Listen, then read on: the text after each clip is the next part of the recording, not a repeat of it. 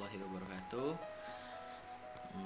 Kami dari kelompok 8 ingin mempresentasikan gerak refleks yang beranggotakan dengan 4 orang. Pertama saya sendiri, Muhammad Argi Gimnastiar. Yang kedua ada Dani Alkea. Yang ketiga ada Rizky Dini Utami. Yang keempat ada Wafiqul Aziza. Ya, langsung mulai ke pembahasan materi. Ya, pengertian gerak refleks. Gerak refleks adalah gerak yang tidak dapat disadari, berjalan secara cepat dan tanggapan yang terjadi secara otomatis terhadap rangsangan tanpa perlu kontrol dari otak. Gerak refleks juga dapat didefinisikan sebagai gerakan yang tidak disadari yang timbul akibat adanya rangsangan. Refleks dapat berupa peningkatan maupun penurunan kegiatan, misalnya kontraksi atau relaksasi otot, kontraksi atau dilatasi pembuluh darah. Dengan adanya kegiatan refleks, tubuh mampu mengadakan reaksi yang cepat terhadap berbagai perubahan di luar dan di dalam tubuh, disertai adaptasi perubahan tersebut. Dengan demikian, seberapa besar peran sistem saraf pusat dapat mengatur kehidupan organisme. Ya, selanjutnya materinya akan dilanjutkan oleh teman saya. Terima kasih. Contoh gerak refleks. Yang pertama, kita menarik tangan kita ketika jari-jari tangan menyentuh objek panas. Yang kedua, kita menutup mata ketika cahaya terang terfokus pada mata. Yang ketiga, kita bersin ketika sesuatu masuk ke hidung. Ciri-ciri gerak refleks. Yang pertama, setiap stimulus sensori menuju ke medula spinalis. Yang kedua, gerakan spontan yang tidak melibatkan kerja otak.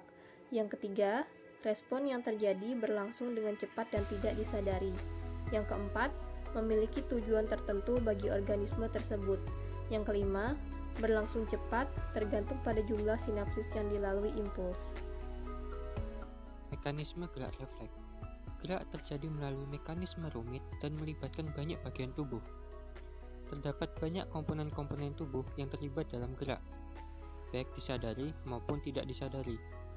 Seluruh mekanisme gerak yang terjadi di tubuh manusia tak lepas dari peranan sistem saraf.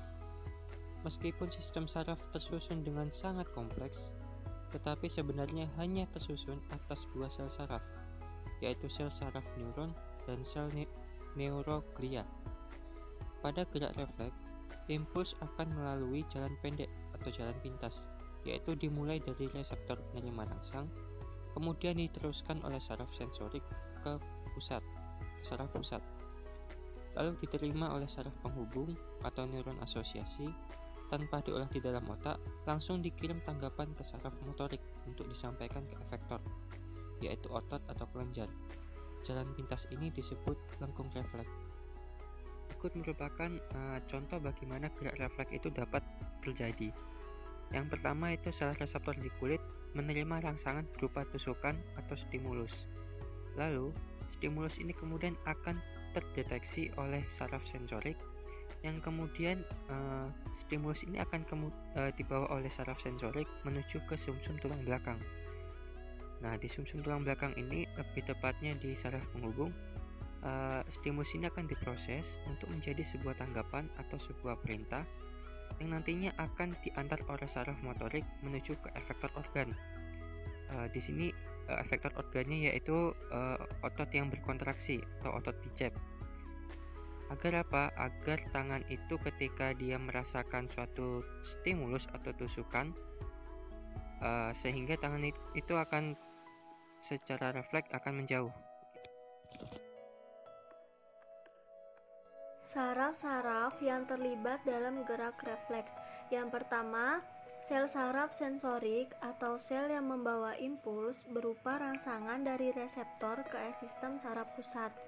Yang kedua, sel saraf motorik atau sel penggerak berfungsi membawa impuls berupa tanggapan dari susunan saraf pusat menuju kelenjar tubuh. Yang ketiga, sel saraf konektor atau saraf penghubung adalah sel saraf yang menghubungkan antara neuron yang satu dengan yang lainnya.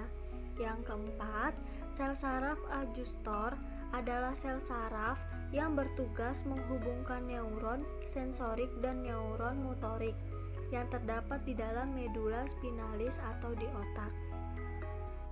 Jenis-jenis gerak refleks, yang pertama ada gerak refleks sederhana atau dasar respon inherent tanpa dipelajari, misalnya menarik tangan dari benda panas yang membakar. Yang kedua, gerak refleks yang didapat atau terkondisi yang terjadi karena latihan dan belajar, misalnya seorang pemain piano dan menekan tuts tertentu setelah melihat sebuah lambing dan di buku. Sekian dari kami, kurang lebihnya mohon maaf dan terima kasih.